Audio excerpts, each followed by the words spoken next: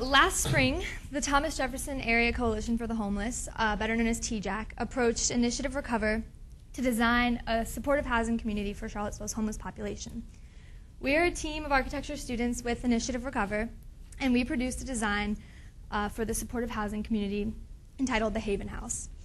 My name is Lauren Taylor. I'm Max Brenner. Christopher Chu. I'm Philip Redpath. You might be familiar with the Haven. It is located at the downtown mall on the corner of First and Market, and it is a multi-resource daytime shelter run by TJACH, which offers amenities such as 2 hot meals a day, computer services, individual storage space, among many other amenities, but unfortunately it is unable to provide nighttime shelter to its guests. Several other organizations in Charlottesville do provide nighttime shelter, but can only do so on a seasonal basis. As the weather gets warm, they end up closing their doors, leaving about 6 months of the year during which there's no nighttime shelter available for the homeless population in Charlottesville. Initiative reCOVER is a research project founded by our faculty advisor, Anselma Canfora, that focuses on the development of transitional housing to be used in disaster relief areas as well as for low-income housing. Through our collaboration with TJACH, we came to understand that homelessness is not an issue that can be solved simply by giving a place to sleep. People who are chronically homeless struggle with serious physical, mental, and social challenges that essentially perpetuate the state of homelessness and make it very difficult for them to escape. After living outside of the social, regular societal schedule for such a long time, they really need support in finding their way back into the community. The Haven House, in line with TJACH's social goals, aims to facilitate this reintegration. And so we'd like to tell you about the process that went into the design of this, into the development of this design, as well as some of the technological, social, political, and economic implications of the Haven House design.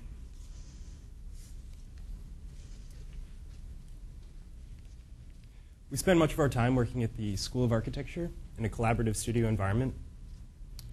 It was not uncommon to find us outside in various parts of the school, hashing out ideas, sketching, often in the wood shop, perhaps constructing a full-scale model. These drawings here reflect a typical way of working, where sketchbook drawings lead to a more synthesized diagram that conveys a body of research. Here you can see the housing unit and how we were describing how we were going to collect rainwater and then store it in a cistern. We also work conceptually. The development of quick schematic models often helps us think through an idea and even move from research to design. We presented monthly to TJACH, sharing our work, responding to their feedback, and then taking that feedback into consideration in the next iteration of design. We certainly weren't confined to the studio. Visits to the Haven, speaking with employees and their guests were insightful. We volunteered at the Patch Community Garden, the produce of which is used in the Haven's kitchen. Some of the Haven's guests are often seen volunteering there as well. We conducted a series of site visits. We focused on sites that were deemed undevelopable as potential applications for the Haven House in Charlottesville. We even paid visits to some of reCOVER's collaborators in the building industry, where we kind of got an insider's look at some of these processes and procedures. The summer ended in a final presentation to TJACH where we presented the Haven House, composed of 3 housing units, a communal kitchen, and a centrally located community garden. What we produced for TJACH was a design strategy that they could then present to others to raise awareness and financial support for the project. We began with our site strategy, which revolves around the idea of providing spaces both for public interaction between the residents, as seen in the community garden and the communal kitchen, as well as spaces for private retreat for the residents, as seen in the housing unit.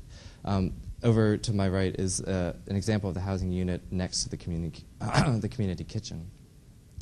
The housing unit is devised of a strategy that provides an outer framework for these bedroom units that can be inserted into it. These units are comprised of a panelized system that is produced off-site and allows for an adaptable design. This plan shows the flexibility of the design with the bedroom units as well as places for public interaction.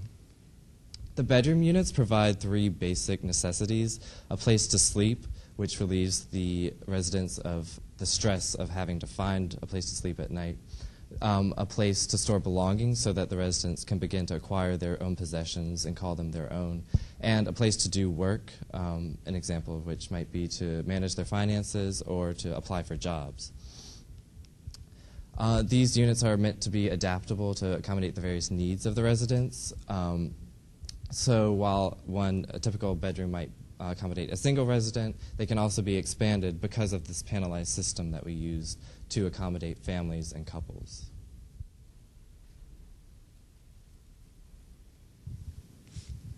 So the Haven House works in an off-grid system, and it could potentially work as a model for sustainable housing in Charlottesville. We spend a lot of time researching technological and environmental aspects that guide our design of the Haven House. Such technological aspects are passive design strategies and active design systems. Active systems were explored through the use of photovoltaic panels and a water harvesting system. So, for example, we strategically placed photovoltaic panels up on the roof of the housing units, which would optimize solar orientation and gathering in order to be converted into readily used electrical energy for the house. And the water harvesting system functioned as a rainwater collector, which would then be transformed into potable water for hygiene and kitchen use. The nature of the passive design works through solar orientation. Therefore, we maximize the thermal comfort throughout the year. So during the summer, we focus on having more shade and wind orientation to cool off the house. And then during the winter, we focus on having direct sunlight for thermal purposes and human comfort. And so both of these systems also allow energy reduction and electrical cost reduction. One of our major design strategies was incorporating this communal garden. This communal garden works as a working garden that allows the residents to cultivate plants and vegetation.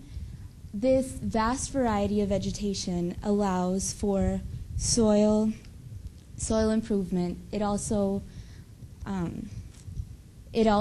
complements the passive design strategies and potentially serves as therapeutical healing aspect for the residents. In addition to having these environmental and these technological applications, the community garden also has many social applications. Some of the social issues that we looked at were things such as the isolation of residents, the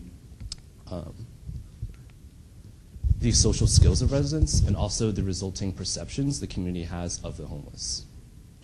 The way that the community garden addresses these social issues is via the residents' involvement in this communal gardening production process, which is characterized by residents' involvement in maintaining the community garden, processing what is grown inside the communal kitchen, and then bringing the final products to the Charlottesville Farmers Market to either be sold there or to a local Charlottesville business to also be sold. Another strategy that we used was a scattered site approach.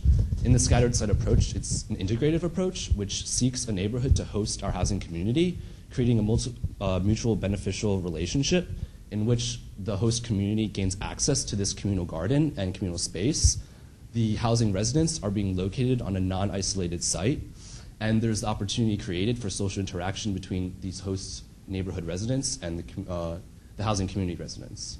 The overall intention of this scattered site approach is to reinforce this positive relationship between the two communities through these shared activities, shared resources, and social interactions. Another design challenge that we took on in the housing design was how we might leave a lasting impact on the community. Our solution to this was through a strategy of phasing in which these individual housing modules are removed from this larger superstructure, leaving behind this framework for community space to be developed into a number of things, such as a community park, garden, or even a performance venue. As you can tell, it's absolutely necessary for the community's involvement and support of this housing project to be successful in its implementation. We hope that over this past year, we've developed this set of graphic tools and ideas that will help to continue the dialogue and the development of these new ways of thinking about homelessness. Thank you.